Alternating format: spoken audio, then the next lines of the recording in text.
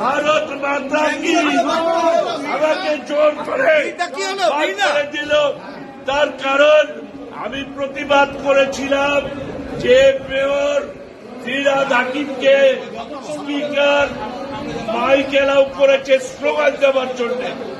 আমি ওনাকে বলেছিলাম যে মুখ্যমন্ত্রী বক্তব্য রাখবেন, তাহলে কেন মেয়র বা বিধায়ক ফিরহাদ হাকিমকে আপনি মাইক এলাও করলেন? তিনি তার আমার কথা শুনলেন না। তার পরিবর্তে আমাকে গায়ের জোরে এই বিধানসভা থেকে বহিষ্কার করা হয়েছে।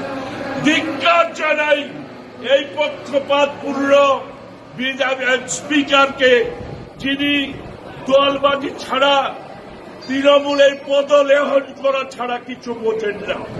আমরা পশ্চিমবাংলার মানুষ, বিজেপির মানুষ, বিজেপির কর্মীরা, আমরা পরিষদীয় দলের বিধায়করা আমাদের নেতা শ্রী শুভেন্দু অধিকারীর নেতৃত্বে পশ্চিমবাংলার বিধানসভায় লড়ছি এবং লড়ব।